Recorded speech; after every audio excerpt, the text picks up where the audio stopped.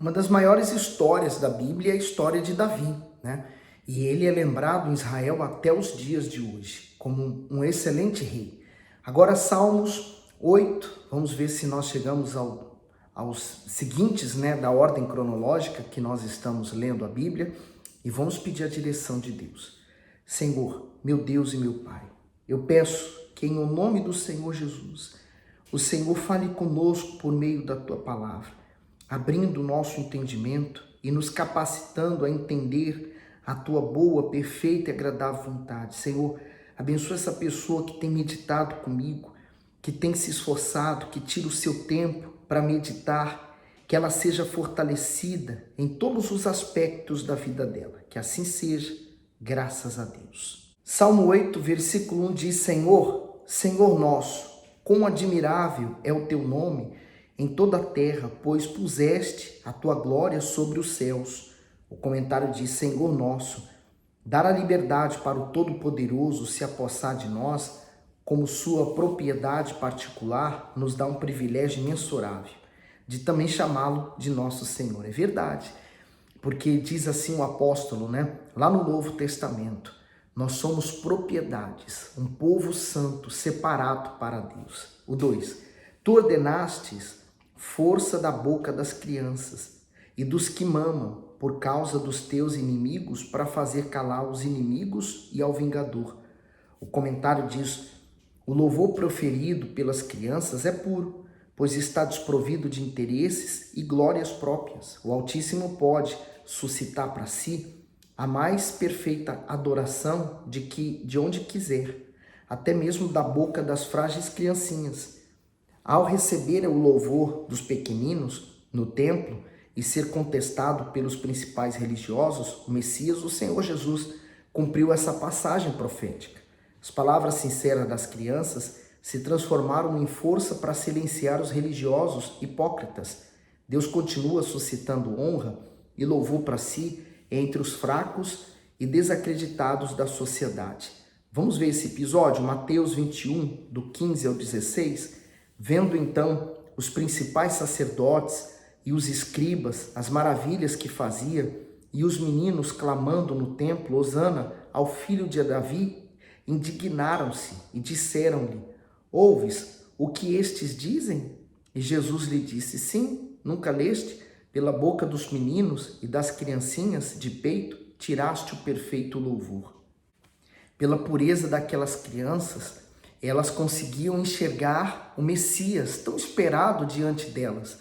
Os religiosos, por desejarem e almejarem o poder, a cobiça, o engano, eles alimentavam o seu ego, o egocentrismo, a sua vida não conseguia, enxergar diante deles o Senhor Jesus, o Messias, tão esperado, tão aguardado. O 3, quando vejo os teus céus, obra dos teus dedos, a lua e as estrelas que preparastes, que é o homem mortal para que te lembres dele, e o filho do homem para que o visites, pois pouco menor o fizeste do que os anjos, e de glória e de honra o coroaste. O comentário diz que é o homem. Davi, impressionado com a grandeza da criação, sente-se tão minúsculo e significante que não resiste em perguntar ao Altíssimo a razão de seu imenso amor e cuidado. Como resposta, recebe a magnífica revelação divina. O ser humano, embora tenha uma estrutura física frágil, possui uma alma imortal. Além disso, foi dotado de consciência e aptidões espirituais e morais. E, por fim, foi criado à imagem e semelhança do Altíssimo para se relacionar como filho com ele e para ser administrador de toda a sua criação. Mas, por causa do pecado, essa comunhão foi quebrada e a criatura se afastou do Criador. Somente os que se voltam para Deus em obediência e fé desfrutam essa comunhão novamente. Então, veja que Davi ele fala assim: quando vejo os céus, obra dos teus dedos. Nós podemos imaginar, Ele estava tentando demonstrar que, imagine, você vai criar uma coisa com os dedos, então essa coisa é muito pequenininha, Você vai ficar lá minuciando uma coisa pequenininha. Então, assim foi Deus criando todo o universo, com as pontas dos seus dedos. E ele fala: o que somos nós, humanos, para que o Senhor se lembre de nós diante da grandeza? Porque nós, olhando para a grandeza, a criação, a gente nos admiramos com tamanha beleza e grandeza. Agora imagine, ele tão preocupado em entrar em nós, né? Em habitar dentro de nós. Ele é maravilhoso. No 6, fazes com que ele tenha domínio sobre as obras das tuas mãos. Tudo puseste debaixo de seus pés. Todas as ovelhas e bois, assim como os animais do campo, as aves dos céus e os peixes do mar, e tudo que passa pelas veredas dos mares. Ó Senhor, Senhor nosso, quão admirável é o teu nome sobre toda a terra. Magnífico, né? Vamos imaginar uma coisa. Ele é o Criador, né? Ele é o autor da vida. Agora imagine, o que somos nós? Ele compara, a palavra de Deus nos compara como a erva que nasce no campo. Ela cresce, murcha, cai e morre. Ou ela compara o ser humano como uma fumaça, que no momento se vê e daqui a pouco não se vê mais. Mas diante de tanta fragilidade do ser humano, Deus, na sua grandeza e misericórdia, através do seu Espírito Santo, ele quer habitar nele. E aí o ser humano arrogante, às vezes egocêntrico, ele não quer abrir espaço para que o Criador possa habitar nele e fazer dele uma morada. Ele ainda resiste e quer ser senhor de si mesmo. Para quê? Né? Para sofrer. Quando você decide entregar-se, então você morre para você mesmo e você então renasce das cinzas daquela velha criatura, uma nova criatura que vai louvar e glorificar a Deus. Graças a Deus. Salmo 9. Eu te louvarei, Senhor, com todo o meu coração. Cantarei todas as tuas maravilhas. Em ti me alegrarei e saltarei de prazer. Cantarei louvores ao teu nome, ó Altíssimo, porquanto os meus inimigos voltaram atrás, caíram e pereceram diante da tua face. O comentário do 3. Os olhos da fé anunciam a vitória antes mesmo de vê-la. Foi o que aconteceu com Davi, que se regozijava na presença do Altíssimo. Ele rendia sincero louvor pelo seu caráter justo. A sua fé o fortalecia e o fazia vislumbrar a resposta. Assim, não ficava preso às circunstâncias ruins. Ele compreendeu que a fé não se fundamenta nos fatos diante dos olhos, mas na plena certeza daquilo que se crê e se espera. Enquanto agia assim, o Senhor dos Exércitos destruía os inimigos dele. Então, vamos nos voltar para Deus. Quando você se volta para Deus, você só vê Ele. Você já não vê mais os seus inimigos, você já não vê mais os seus problemas, somente a Ele. No 4. Pois tu tens sustentado o meu direito e a minha causa. Tu te assentaste no tribunal, julgando justamente. Repreendeste as nações, destruíste os ímpios, apagaste o seu nome para sempre e eternamente. Ó inimigo, acabaram-se para sempre as assolações, e tu arrasaste as cidades e as suas memórias pereceu com elas. Mas o Senhor está assentado perpetuamente, já preparou o seu tribunal para julgar. Ele mesmo julgará o mundo com justiça, exercerá juízo sobre os povos com retidão. O comentário diz assim: o tribunal do céu, o Altíssimo assentado em seu trono, comanda o universo com justiça. Sua criação não está abandonada, pelo contrário, é a razão principal do seu cuidado. Portanto, nada em absoluto foge do controle do Criador. Por isso, podemos pela fé nos aproximar do seu trono e ter a garantia da sua resposta e fidelidade. Nós temos esse tribunal para com Deus. Inclusive, o apóstolo João, ele fala que nós temos um advogado junto ao Pai, que é o Senhor Jesus. Mas não para julgar tão somente as causas que nós vivemos nesse mundo, porque elas são muito pequenas, mas para julgar uma das maiores causas, o pecado. Porque o pecado, o salário dele é a morte. O pecado tem por consequência a condenação eterna no inferno. Então, não existe coisa pior do que o inferno, do que a morte. Então, o Senhor Jesus, sendo o advogado fiel, ele está pronto, apto para julgar a nossa causa, quando nós buscamos auxílio nele, né? Então eu busco neste advogado que ele julgue a minha causa diante do Pai. E o Pai julgará e me livrará dessa morte. Graças a Deus. O 9. O Senhor será também um alto refúgio para o oprimido, um alto refúgio em tempos de angústia. Em ti confiarão os que conhecem o teu nome, porque tu, Senhor, nunca desamparaste os que te buscam. Cantai louvores ao Senhor, que habita em Sião. Anunciai entre os povos os seus feitos, pois quando inquire do derramamento de sangue, lembra-se deles, não se esquece do clamor dos aflitos. Tem misericórdia de mim, Senhor, olha para a minha aflição, causada por aqueles que me odeiam. Tu que me levantas das portas da morte, para que eu conte todos os teus louvores nas portas das filhas de Sião e me alegre na tua salvação. Os gentios enterraram-se na cova que fizeram, na rede que ocultaram, ficou preso o seu pé. O Senhor é conhecido pelo juízo que fez. Enlaçado foi o ímpio nas obras de suas mãos. E Gaion Selá, os ímpios serão lançados no inferno, e todas as nações que se esquecem de Deus. O comentário diz a divergência. São consideradas ímpias e perversas as pessoas que se esquecem do Altíssimo e insistem em viver longe da sua vontade. Para elas, o julgamento e a condenação eterna serão uma triste realidade, porque todos os que estão condenados, na vida dela vai haver um tribunal, um juiz, e vai haver a condenação, não a absolvição.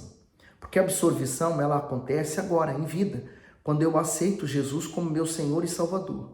Se eu não fizer isso e eu morrer sem aceitar Jesus, então eu vou para diante do tribunal para ser julgado e condenado, sem direito à absolvição. Por mais boas coisas que o ser humano faça, né? Porque às vezes o ser humano se esconde atrás das boas obras, elas não vão ajudar ele no dia do julgamento. O juiz certamente será Deus, porque Deus representa a sua palavra hoje. A palavra que a pessoa em vida desprezou durante tanto tempo. Então, vamos investir em conhecer e manifestar essa fé na palavra dele. 18. Porque o necessitado não será esquecido para sempre, nem a acepção dos pobres perecerá perpetuamente. Levanta-te, Senhor. Não prevaleça o homem. Sejam julgados os gentios diante da tua face. Põe-os em medo, Senhor, para que saibam as nações que são formadas por meros homens. O homem, na sua arrogância, não reconhece que ele é mero homem. O poder faz ele pensar que é invencível e que o poder que ele recebeu nunca será tirado dele. Mero engano. Salmos 10. Por que estás longe, Senhor? Por que te escondes nos tempos da angústia? Comentário: Deus ausente. Aparente demora em receber a resposta do Altíssimo não significa que ele esteja distante ou indiferente. Mas, assim como o salmista, muitas pessoas, quando não recebem uma resposta imediata de suas orações, desanimam e se sentem desamparadas. Porém, o Senhor Deus opera tão logo começarmos a buscá-lo. Mesmo que os nossos olhos não vejam o seu agir, provamos que realmente cremos quando aguardamos a solução com perseverança. Não se deixe levar pelos sentimentos ou por aquilo que os olhos físicos veem, mas mantenha confiança para contemplar a resposta dele. No primeiro momento você vê Davi louvando, engrandecendo a Deus, falando sobre o julgamento de Deus, e agora você vê ele em angústia e sentindo como se Deus estivesse longe dele. Porque, na verdade, o sentimento, porque a angústia é um sentimento, nos faz ter a sensação de que Deus está longe. No 2, os ímpios, na sua arrogância, perseguem furiosamente o pobre. Sejam apanhados nas ciladas que maquinam. Então, lembra da cilada que Joabe armou e terminou matando Aber? Pois bem, aqui nós vemos um exemplo, Podemos imaginar que esse salmo tenha sido depois da morte dele. No 3, porque o ímpio gloria-se do desejo da sua alma, bendiz o alvarento e renuncia ao Senhor. Quer dizer, ele carregava, Joabe, tanto ódio no coração, que ele queria se vingar de alguma forma daquele que matou o ser humano. No 4, pela altivez do seu rosto, o ímpio não busca Deus. Todas as suas cogitações são que não há Deus. O comentário. Qual é o maior obstáculo à salvação? O orgulho. Esse sentimento cega muitas pessoas e as impedem de admitir que elas possuem um conceito exagerado de si mesmas, a ponto de se colocarem acima das demais. Esse pecado normalmente acomete o ser humano quando ele se destaca, por exemplo, na beleza, no prestígio, no talento, na posição, até mesmo na espiritualidade. Seguindo para o 5. Os meus caminhos atormentam sempre. Os teus juízos estão longe da vista dele, em grande altura, e despreza aos seus inimigos. Diz em seu coração, não serei abalado, porque nunca me verei na adversidade. A sua boca está cheia de maldições, de enganos e de astúcia. Debaixo da sua língua há malícia e maldade. Põe-se de emboscada nas aldeias, nos lugares ocultos mata o inocente. Os seus olhos estão ocultamente fixos sobre o pobre. Então, certamente está falando de Joabe e a atitude dele, né? Traiçoeira de ter chamado aquele homem de volta e ter feito o que ele fez matando ele. No 9, armas ciladas no esconderijo, como o leão no seu covil. Armas ciladas para roubar o pobre. Rouba o pobre prendendo-o na sua rede. Encolhe-se, abaixa-se, para que os pobres caiam em suas fortes garras. Diz em seu coração, Deus esqueceu-se, cobriu seu rosto e nunca isto verá. Levanta-te, Senhor, ó Deus, levanta a tua mão, não te esqueça dos humildes. Porque blasfema o ímpio de Deus, dizendo no seu coração, tu o esquadrinharás? O comentário, né? Prestação de contas. Muitas pessoas, por não ver imediatamente as consequências de seus erros, pensam que eles passam desapercebido aos olhos do Altíssimo. Com isso, se encorajam cada vez mais a praticá-los e não se atentam que estão mergulhados em um profundo lamaçal espiritual. Quando menos esperarem, colherão os frutos de seus atos, pois todos darão contas das suas ações ao soberano Deus. Mas aquele que admite que precisa de perdão e se submete à vontade divina, encontra compaixão e a chance de uma nova vida.